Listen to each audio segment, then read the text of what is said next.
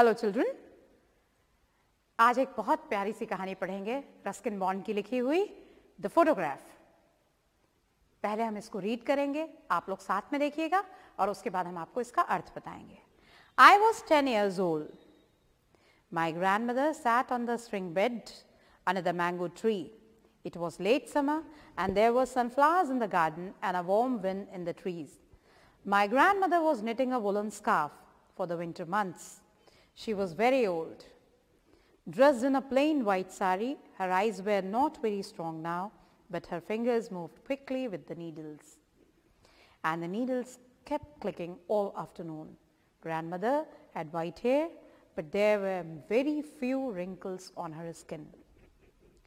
I had come home after playing cricket on the Maidan. I had taken my meal, and now I was rummaging in a box of old books and family heirlooms that had just been brought out of the attic by my mother.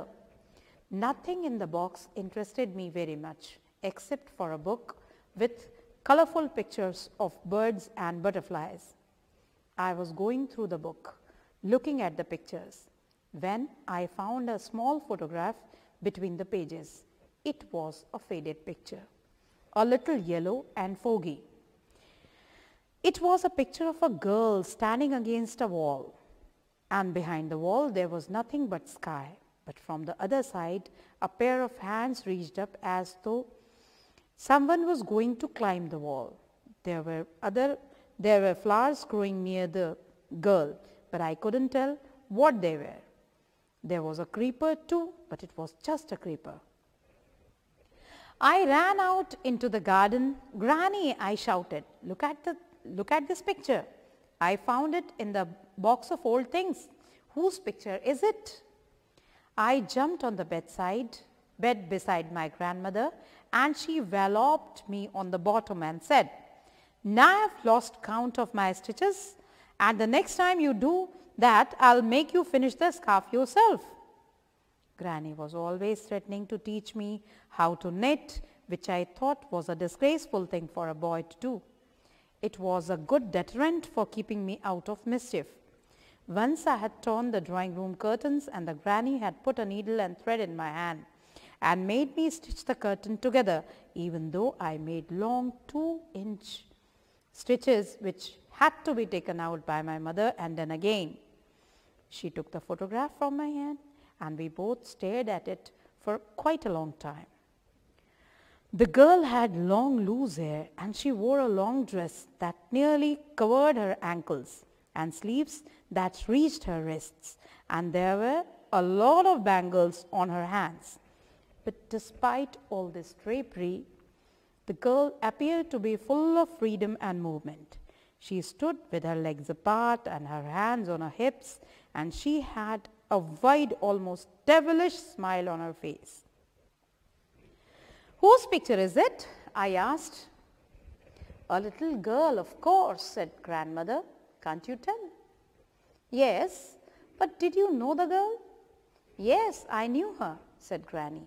"But she was a very wicked girl, and I shouldn't tell you about her.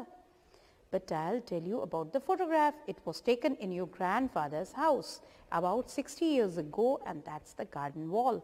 And on the other side of the wall there was a road going to town." "Whose hands are they?" I asked, coming up from the other side. Grandmother squinted and looked closely at the picture and shook her head. "It's the first time I have noticed," she said. "That must have been the sweeper boys, or maybe they were your grandfather's." "They don't look like grandfather's hands," I said. "His hands are all bony." "Yes, but this was 60 years ago."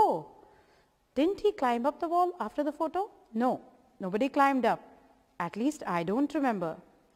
"And you remember well, Granny?" "Come on, Granny," I said. Tell me. But grandmother shook her head and carried on with knitting. I held the photograph in my hand, looking from it to my grandmother and back again, trying to find points in common between the old lady and the little pigtailed girl. A lemon-colored butterfly settled on the end of my grandmother's knitting needle, and I stayed there while the needles clicked away.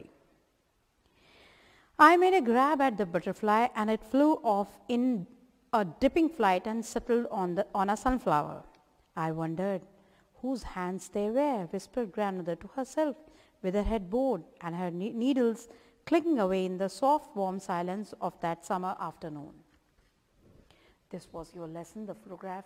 हो सकता है कुछ आपको समझ में आया हो और हो सकता है कुछ बिल्कुल समझ में ना आया हो. कोई बात नहीं, एक बार इसको पढ़ के देखिए एटलीस्ट. हम मिलते हैं नेक्स्ट लेसन में इसकी मीनिंग के साथ.